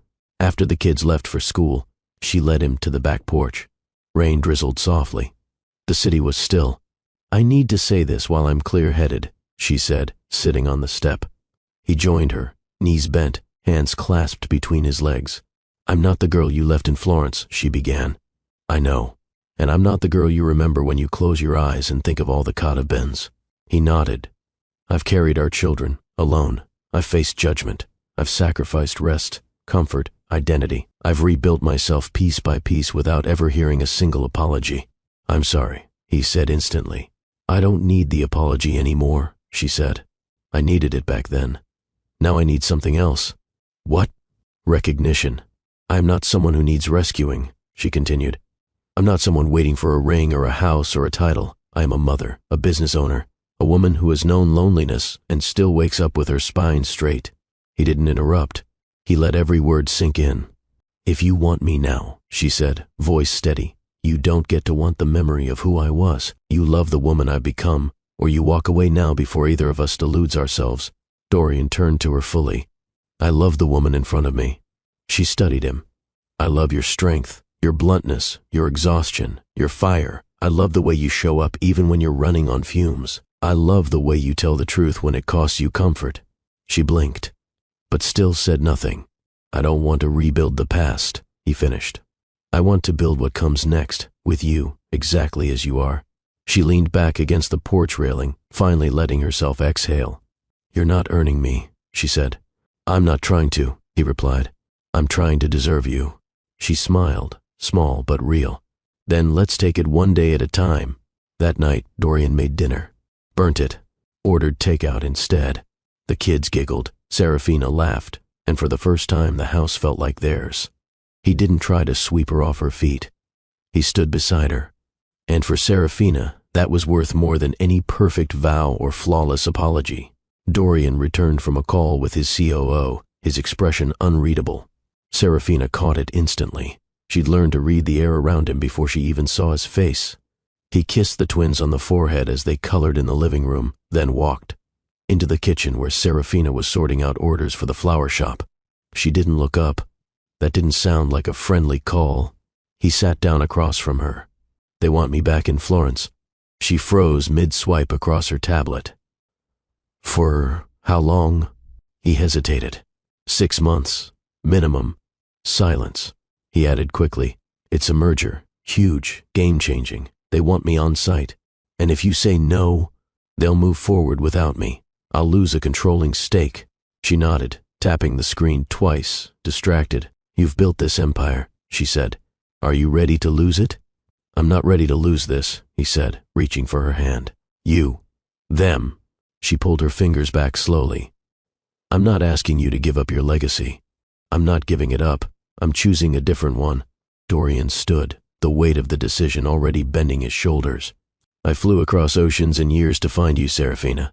Now that I have, I can't go back to a world where I come home to silence." She looked up at him finally. "You were born to lead, Dorian. But don't forget, being present is a kind of leadership too." He nodded. "So what would you do if you were me?" She didn't hesitate. "I'd stay where my heart beats loudest." Later that night, he stepped out onto the balcony, phone in hand. "Tell them I'm staying in Chicago," he told his COO. "Give them my blessing. Tell them I'm out." A pause on the other end. Then surprise. Then understanding. When he walked back inside, Serafina was tucking the twins into bed. He didn't say a word, just pulled her gently into his arms and held her there. "It's done," he whispered into her hair. She looked up, eyes glinting with something between relief and disbelief. "You walked away from everything." "No," he said. "I walked toward everything." And when she kissed him, it wasn't out of gratitude. It was a promise. A warm Thursday evening. The scent of garlic bread filled the brownstone. Soft jazz played in the background. It was the first time Dorian had cooked in years, and it showed. The kitchen was a disaster, but his heart was full. Serafina leaned against the doorway, arms crossed, lips twitching at the flour on his jaw. "You used to think truffles were a food group." He looked up, holding a wooden spoon. "Still do. Just haven't introduced them to the kids yet." The twins came running in, Clement clutching a toy airplane, Leora holding a napkin like a queen's cape. "Is it done?" Clement asked with excitement. "Almost," Dorian replied, kneeling down to eye level. "But I need 2 brave taste testers." They took their job seriously, eyes narrowed, forks ready. Serafina watched it unfold. The laughter, the ease, the love unspoken in their gestures. She hadn't seen this Dorian since Florence, and she hadn't known him like this at all. A father in full bloom. Over spaghetti and meatballs, Clement declared, "This is better than pizza." Dorian beamed. "Highest praise I've ever received." Leora asked, "Did you know Mommy when she was little?" Dorian glanced at Serafina, who arched a brow. "Oh, I knew her when she liked books more than boys." Serafina nearly choked on her wine. "Still do." "Me too." Leora giggled. "Books over boys," Clement nodded solemnly. "Forever." They laughed, and laughed harder when Clement dropped a meatball, and Dorian tried to catch it mid-roll with a piece of garlic bread, and failed. After dessert, Dorian helped clear the table. The twins danced in circles in the living room to a made-up song about spaghetti and socks. Serafina stood beside him, drying a plate. "You're good at this," she said softly. He looked at her. "It doesn't feel like I'm trying." "You're not. That's why it works." The children fell asleep on the couch. Clement curled into Dorian's chest. Leora tangled with Serafina's arm. Dorian didn't move. "I didn't know family could feel like this." Serafina brushed her thumb across Leora's cheek. "You built this with me." He kissed Clement's head. "Let's never lose it again." That night, when they tucked the twins in, Leora sleepily mumbled, "Daddy makes better meatballs than school lunch." Clement added, "He makes hugs too." Dorian didn't speak. He just held Serafina's hand tighter. The twins were sound asleep. The house quieted into something deeper, not just silence, but anticipation. Dorian stood by the kitchen doorway, still barefoot, shirt half-buttoned, a slight smudge of tomato sauce still on his wrist. Serafina leaned on the counter, wineglass untouched. Her gaze met his. No words, just breath, just gravity. He stepped toward her, slowly, cautiously, giving her time to retreat. She didn't. Instead, she set the glass down and walked forward too. When they met in the middle, his hand gently cupped her waist. Her fingers brushed over the buttons of his shirt, pausing just over his chest. She could feel the thrum of his heart. "You still taste like home," he whispered, voice low and hoarse. She didn't answer with words. She rose on her toes, and their lips met again. Not like the kiss in Florence, not like the one in the hotel. This was deeper, slower, hungrier, made of forgiveness, want, and all the years they'd lost. His hands roamed down her back, firm and steady. Her breath hitched as his lips brushed down the side of her neck, teasing each sensitive point he remembered. She moaned, fingers tightening in his hair. He lifted her effortlessly, her legs wrapping around his waist again as he carried her to the bedroom. This time, they weren't chasing what was. They were claiming what was still theirs. He laid her down gently. His kisses trailed over her collarbone, her shoulders, the swell of her breasts. Serafina arched under him, fingers trembling as she slid his shirt off, skin against skin igniting sparks that never died. She gasped when his lips found her hip, then her thigh, lingering there, kissing every freckle, every memory. "Dorian, I want to memorize you again." Her eyes glistened, not just with desire but with love, fierce, fragile, and rekindled. He kissed her stomach, the place where their twins had once grown, then met her gaze again as he moved over her, inch by inch. She welcomed him in with a gasp, legs tightening around him, heart pounding beneath his name. They moved like they were trying to write time backwards. Every moan was a syllable of apology, every kiss a vow, every movement a memory reawakened. "Don't hold back," she whispered against his neck. "I won't. Not ever again." He deepened his thrust, and her cry shattered into pleasure, fingers scraping down his back. Her climax came first, sharp and sweet, a breathless surrender. He followed seconds later, buried deep inside her, murmuring her name like a sacred prayer. They stayed tangled, sweat slicked and breathless. Not just lovers. Home. Serafina curled into his chest. Her fingers idly traced a lazy circle over his heart. "You still taste like hope," she whispered. He smiled against her hair. "And you taste like every reason I have to stay." Soft light filtered through gauzy curtains. The room smelled faintly of lavender and rain. A storm had passed in the early morning hours, but inside, everything was still. Dorian woke first. Serafina was curled into him, her bare back warm against his chest, her breathing steady. He didn't move, just watched her. And in the stillness, he realized this wasn't desire. It was devotion. When she stirred, she didn't flinch away. She turned, her nose brushing his. "You're staring because I still can't believe this is real. You've said that before. I'll say it again." And again. She smiled, fingertips grazing the side of his face.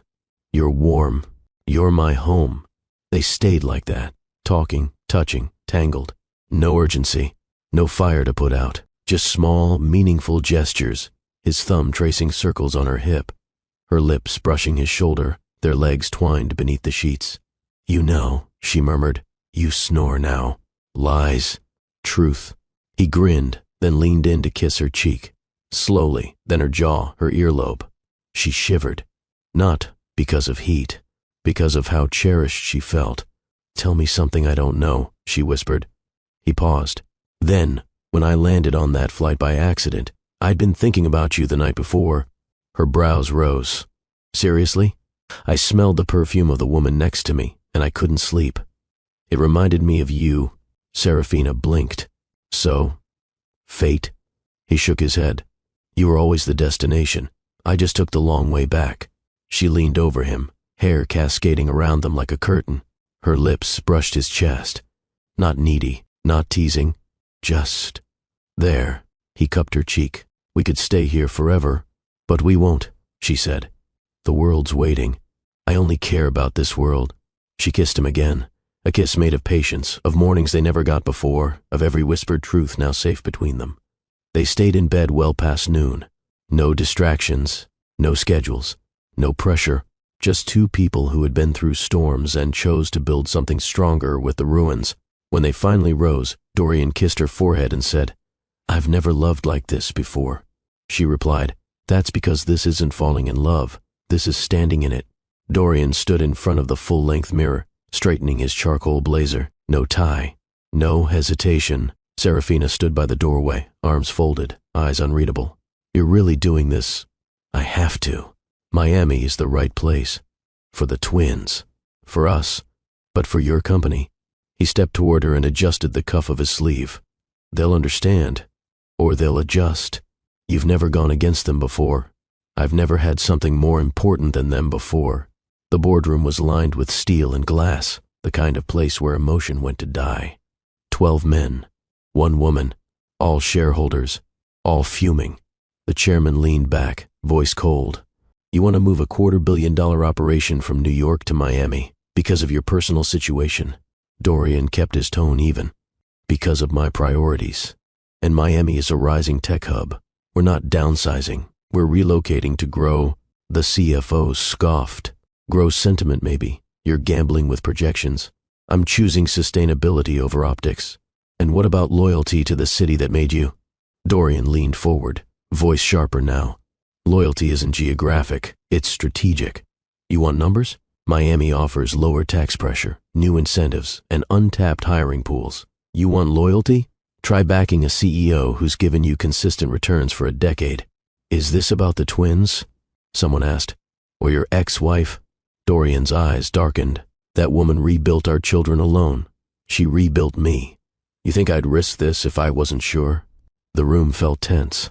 "Don't make this emotional," the chairman warned. "Too late," Dorian replied. "This company started from my garage.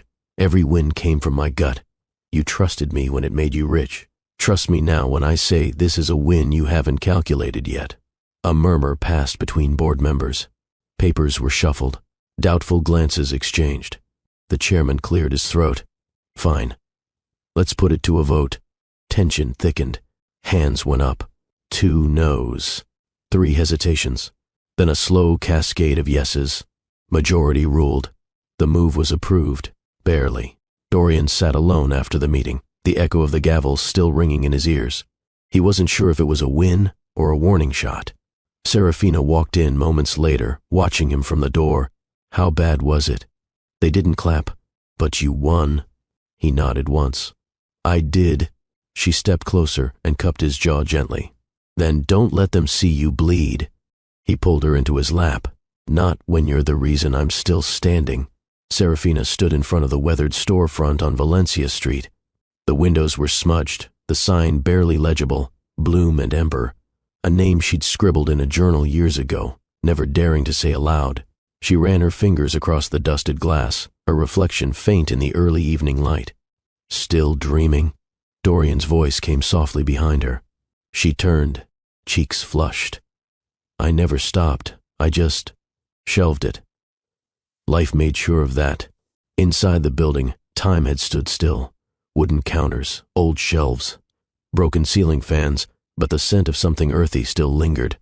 "I used to imagine people walking in for more than flowers," she said. "I wanted it to feel like a place where hearts healed, not just where bouquets were bought." Dorian watched her closely, quiet. "This was my mother's favorite place," she added. "She brought me here when I was a little girl. She used to say, 'Flowers are the soul's handwriting.'" "And you still believe that?" She nodded. "I do."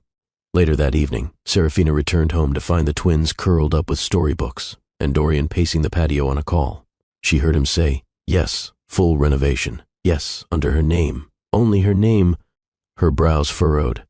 He ended the call, then turned to her with that familiar, cautious smile. "What did you do?" she asked. Dorian reached into his jacket and handed her a folder. She opened it and froze. Architectural drawings, permit confirmations, renovation budgets, a full transfer of business rights to her name. Her voice caught. "You bought the building?" "No." "We did," he said. "But it's your dream. I'm just giving it a foundation." She set the folder down, stunned. "This wasn't necessary." "It wasn't about necessary, Sarah. It was about you, about giving something back that was taken from you." "But why now?" He stepped closer, cupping her cheek. Because you gave me back the right to believe again. You gave our children safety. You gave me a second chance. This is me giving you a little piece of freedom. Her eyes brimmed. You're investing in more than a flower shop. I know. I'm investing in us. Weeks later, the renovation began. They worked side by side, painting, rearranging, even letting the twins hand-stamp their initials on the back wall. One evening, Serafina placed a tiny potted camellia on the front counter. It means admiration, she said softly. For who? Dorian asked. She smiled. For the man who saw me before I remembered how to see myself. He walked over, kissed her forehead, then whispered, and I will never stop. The flower shop was nearly complete. A soft breeze drifted through the open windows, carrying hints of fresh paint and budding roses. Serafina stood at the entrance, brushing a smudge of color off her cheek. She didn't hear Dorian approach, but she felt him. He placed a hand gently on her lower back, just enough to let her know he was there. It's beautiful, he murmured. She didn't answer right away. Her voice came low, thoughtful. It's not just about the shop. I know.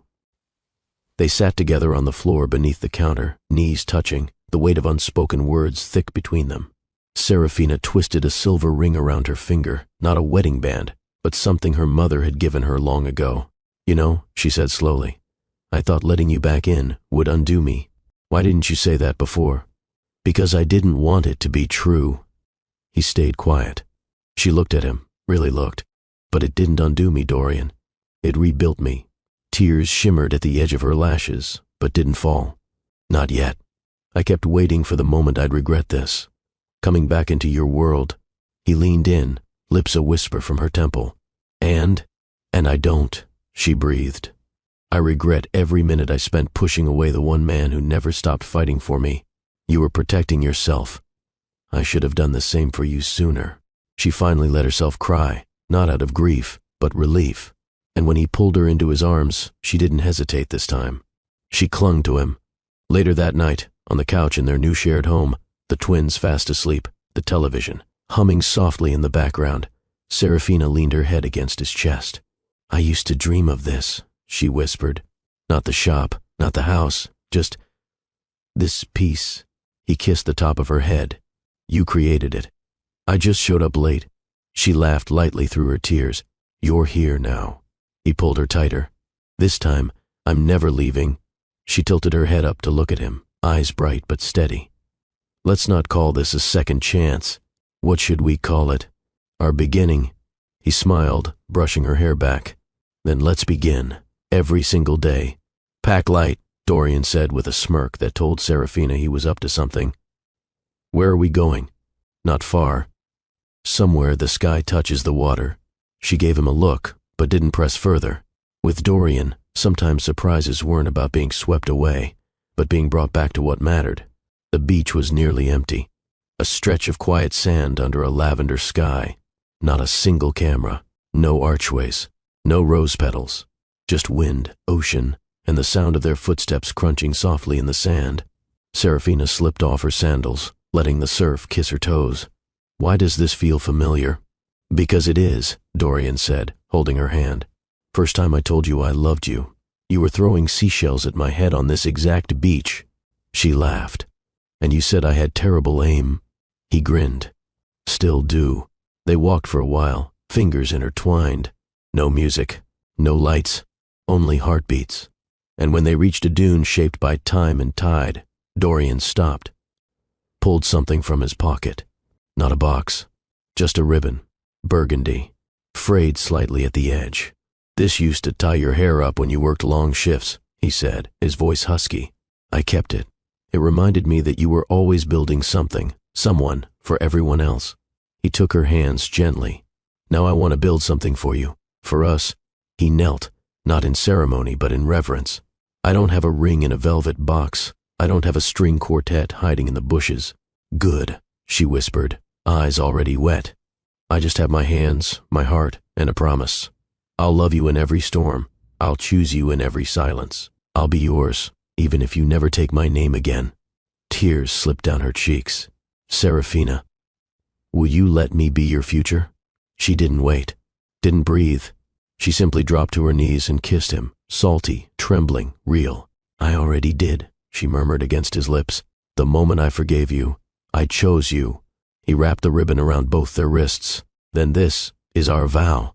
They sat side by side in the sand, arms around each other, watching the horizon swallow the sun. There was no officiant, no guests, only two souls in the quiet knowledge that no crowd could ever validate what they now shared. A wedding without vows. Just them. Just love. It started like any other morning. Clement and Celia were at the breakfast table arguing over who got the last blueberry pancake. Dorian was flipping another batch while Serafina stood behind him, arms looped around his waist, cheek resting between his shoulder blades. The sun poured in lazily through the window, but something in the air felt different, settled, real. After breakfast, Serafina left for the shop, and Dorian volunteered to watch the twins. Let's build the world's biggest pillow fort, he declared. Clement gasped. With tunnels? Celia clapped. And a dragon room. He grinned. Let's do it. Soon the living room was transformed, blankets draped across furniture, cushions forming walls, flashlights taped to boxes, and hand-drawn signs warning of lava floors and flying fairies. Inside the dim cave of pillows, the three lay together in the center, laughing, out of breath. Clement pressed close to his side. Celia curled under his arm. And then, it happened. Daddy, Clement said softly. Dorian froze. Celia's small voice echoed it. Daddy, do dragons have birthdays? He blinked, swallowed hard. What did you say? Clement looked up, puzzled. You said we could call you that, if we ever felt it. I didn't mean to, if that's not okay, Celia added quickly. He pulled them both in tight, voice breaking. It's more than okay. Mommy says names carry power, Clement said. Dorian nodded, heart aching. They do. Then I want to give you this one, Celia whispered. Because you make me feel safe. She returned a few minutes later and stood quietly at the archway. She saw Dorian on the floor, arms wrapped tightly around the twins. Saw the tears streaking his cheeks. He looked up, eyes wet, but smiling. They called me Daddy. Her hand flew to her mouth. She sank down beside them, pulling them all into one soft, trembling embrace. I told them they could decide, she whispered. They decided, Dorian said, voice low and reverent. And I'll spend my life proving they were right. He tucked them into bed that evening, kissed their foreheads and whispered, Good night, Clement. Good night, Celia. I love you. Clement murmured, Love you too, Daddy. Celia echoed it. He closed the door slowly, leaned against it in the hallway, and let himself cry. Not from grief, but from being claimed, from finally being chosen. Dorian woke before the sun. Serafina lay beside him, breathing softly, her arm resting over his chest. The air was cool, quiet, but her scent lingered in the sheets like a secret. That same scent, the one that unraveled him on that fateful flight. Soft notes of orange blossom, warm musk, something floral yet defiant, like her. It had stopped him mid-step once. Now, it anchored him home. Later that day, he asked her to meet him at the flower shop before opening hours. She arrived in jeans and a loose sweater, hair tied up, eyes curious. I thought we finished the painting? We did. He held out a small, wrapped box. What's this? Something I bought the day after I smelled you on that flight. I kept it, in case I ever found you again. She opened it slowly. A glass perfume bottle, simple, elegant, with a handwritten label, number 27, Serafina. Her breath caught. You tracked the scent? I begged the flight attendant to tell me what it was, then spent hours at counters until someone pointed me to it. She lifted it to her wrist. Sprayed once. In that moment, the air changed again. She stepped closer, letting the perfume settle between them. So that's why you followed me off that plane? That and your laugh. But mostly this. He took her wrist, brought it to his lips. You could wear this every day for the rest of your life, and I'd still stop breathing each time you entered the room. She smiled softly. Then I guess I found my forever scent. He met her eyes. And I found my forever home. The bell above the door jingled. Serafina laughed, pulling away. Duty calls. Dorian held her wrist a second longer. Save some for tonight. Always. As she walked off, her scent followed. Like a ribbon made of memory, desire, and everything they'd fought for, Dorian lay awake, arms around her, forehead pressed to the curve of her neck. The same scent, gentle, unforgettable, wove around them. He whispered, "If I ever forget who I am, remind me of this." Serafina turned toward him, eyes half-lidded with sleep and warmth. "I don't have to remind you," she murmured. "You wear me now." Serafina found it while looking for a missing invoice, tucked in the back of her nightstand drawer. A letter, old, folded 3 times. The paper softened by age, ink faint, as if trying to forget itself. She stared at the handwriting. Dorian's, from years ago, before the flight, before the heartbreak, before the apology. When she handed it to him at breakfast, he froze. His voice came out barely above a whisper. "You found it? You meant to send it?" He nodded. "But I didn't. I was a coward. Read it to me." He hesitated, then opened it slowly. "Serafina, I dreamt of you last night. Not in the way people dream of things they've lost, but in the way you remember something real, like breath or rain. You wore that scent. I don't even know the name, but it clung to my memory like a vow I forgot to make. I'm sorry for letting my fears grow louder than my love, for not seeing you, for all the words I didn't say while you were still listening. If you ever smell this letter and think it smells like me, it's because I cried when I wrote it. I don't want to lose you again, but if I do, I'll wait at every gate, every flight, just in case you walk by. Love always, Dorian." Serafina didn't cry loudly. She didn't sob. She just let the silence wrap around her, let the ache settle in places she thought had healed. She whispered, "You never mailed it. I didn't think I deserved to. You didn't." Then she looked up, eyes soft but clear. "But you earned the chance to read it." That afternoon, they walked to the same terminal where they'd first seen each other again. The airport had changed, but the gate remained. She stood by the window, fingers tracing the edge of the glass. "No missed flights this time," he said behind her. "No regrets either," she added. Dorian leaned in. "I bought a ticket to nowhere."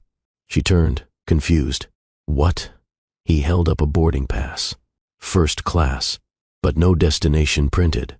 Just a symbol," he said, "of the last flight I'll ever take alone."